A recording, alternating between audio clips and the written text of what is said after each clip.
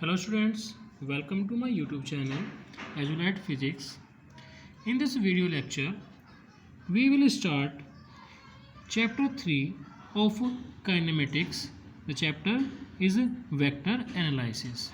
Students, we study a large number of physical quantities in physics. Okay, these quantities broadly classified into two categories. Number 1, scalar quantities, and number 2, vector quantities. Number 1, scalar quantities, and number 2, vector quantities. Scalar quantities वे quantities होती हैं जिन्हें define करने के लिए हमें केवल magnitude की ज़रूरत पड़ती है. ओके, इन क्वांटिटीज़ को डिफाइन करने के लिए हमें कोई पर्टिकुलर डायरेक्शन नहीं चाहिए.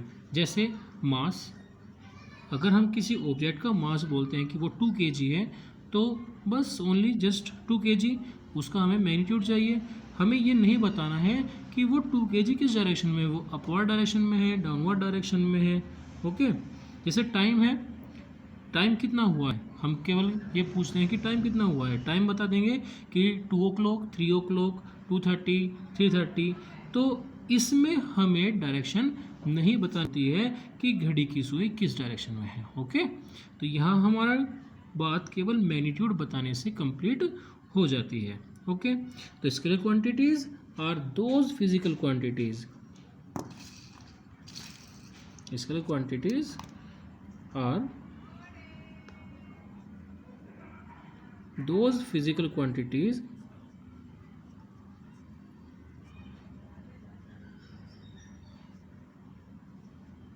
which have magnitude. Okay, magnitude only.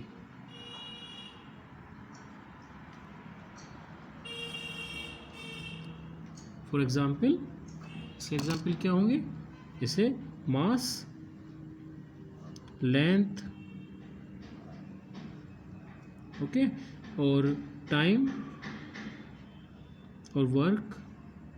ये फिजिकल क्वांटिटीज़ जो हैं ये हमारी स्केलर क्वांटिटीज़ है. ओके, और वेक्टर क्वांटिटीज़ वे फिजिकल क्वांटिटी है जिन्हें डिफाइन करने के लिए मैग्नीट्यूड के साथ साथ हमें डायरेक्शन भी पता होनी चाहिए. जैसे कि वेलोसिटी, एक्सीलरेशन. अब अगर किसी ऑब्जेक्ट की वेलोसिटी को हम डिफाइन करना चाहते हैं तो उसके साथ साथ उसे मैग्नीट्यूड के साथ साथ हमें उसकी डायरेक्शन भी बतानी होगी. So we can define vector as vectors are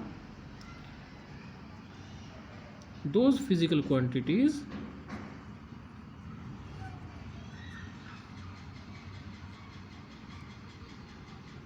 which have magnitude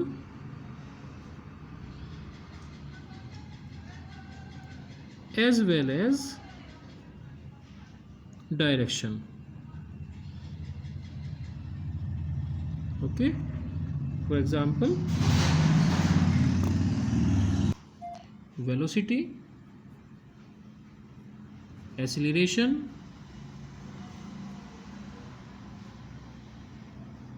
and force and momentum. ये सब जो है etc, ये सब जो है ये वेक्टर क्वांटिटीज़ है जिनको डिफाइन करने के लिए हमें डायरेक्शन बतानी ज़रूर होती है. ओके, तो अब वेक्टर्स को हम किस तरह से नोटिफाई करेंगे, किस तरह से शो करेंगे.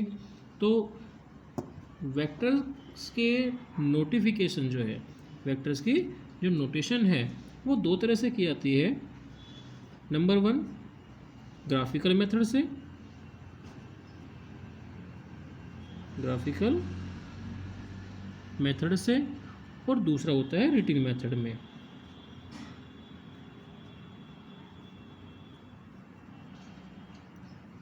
तो ग्राफिकल मेथड से अगर हम किसी वेक्टर को डिफाइन करना चाहते हैं तो उसका तरीका होता है कि वेक्टर को एक लाइन जिस पर एक एरो हेड हो उसकी सहायता से हम उसे डिफाइन करेंगे।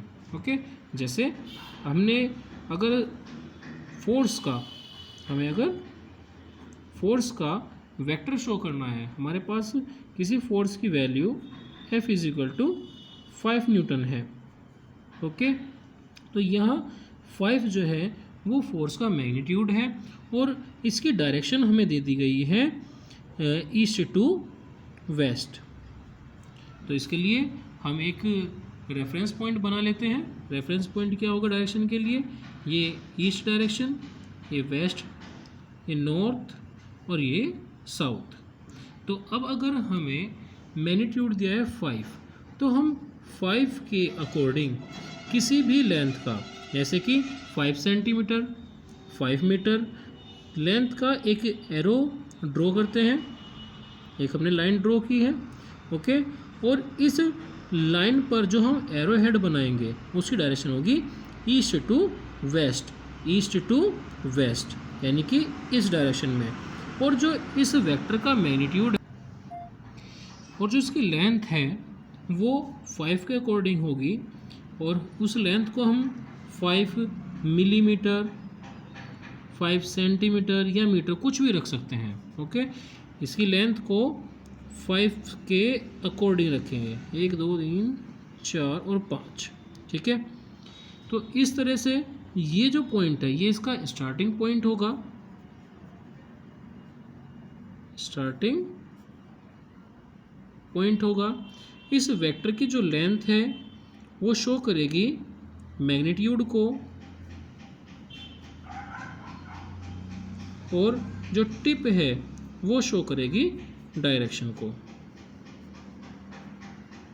तो ये तो नोटिफिकेशन है इसका, या नोटेशन है ग्राफिकल मेथड से। और रिटन मेथड में किसी वेक्टर क्वांटिटी को, उस वेक्टर क्वांटिटी को शो करने वाले सिंबल, जैसे कि फोर्स को हम शो करते हैं F से।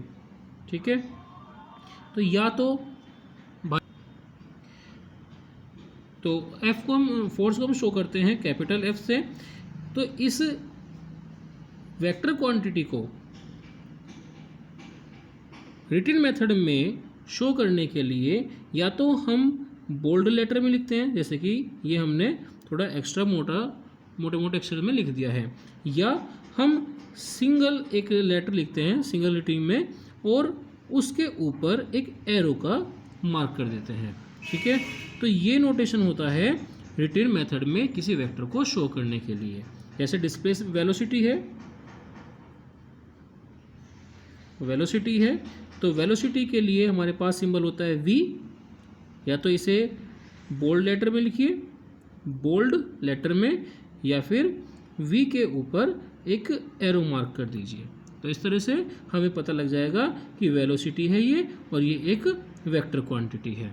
ओके, नेक्स्ट हम चलते हैं वेक्टर के क्लासिफिकेशन की ओर। ओके, वेक्टर का क्लासिफिकेशन 2 पार्ट्स में किया गया है। एक तो है हमारे पास पोलर वेक्टर्स और दूसरे हैं एक्सियल वेक्टर।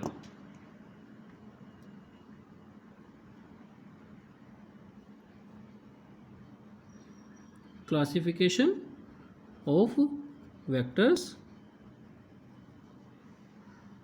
ये 2 तरह के होते हैं। नंबर 1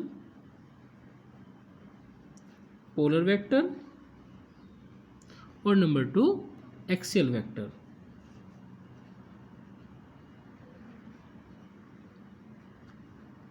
ओके, तो पोलर वेक्टर क्या होते हैं? पोलर वेक्टर वे वेक्टर होते हैं जिनका एक स्टार्टिंग पॉइंट फिक्स होता है जिस पर वे अपना वर्क करते हैं। जैसे हम डिफाइन ऐसे करेंगे, polar vectors are those vectors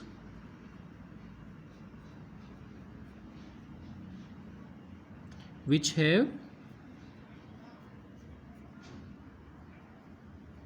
a starting point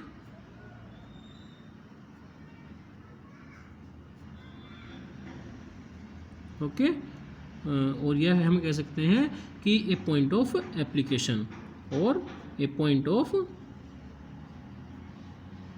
application. ठीक है। तो इन पोलर वेक्टर के एग्जाम्पल क्या होंगे, जैसे कि डिस्प्लेसमेंट, एग्जाम्पल होगा डिस्प्लेसमेंट,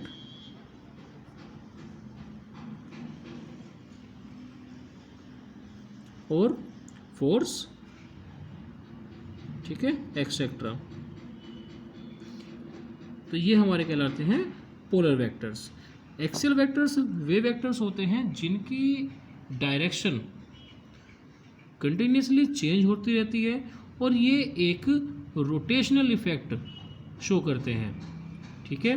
जैसे कि angular velocity, angular acceleration, angular momentum, ये सब जो है ये कहलाते हैं एक्सियल वेक्टर। तो इन्हें हम डिफाइन करेंगे। Axial vectors are those vectors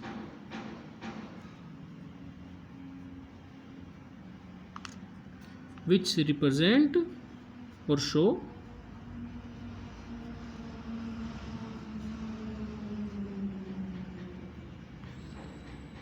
axial effect, axial, और या फिर हम कह सकते हैं कि rotational, which represent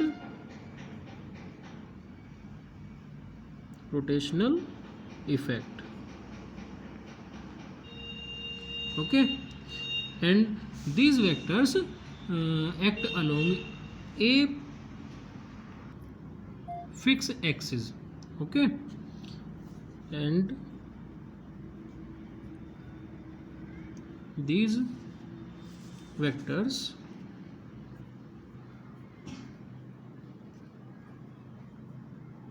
acts along a fixed axis, ठीक है। तो इसके एग्जाम्पल क्या होंगे, इसके एग्जाम्पल है एंगुलर वेलोसिटी,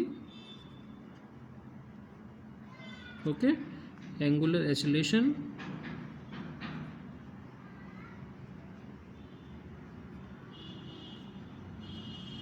और एंगुलर मोमेंटम,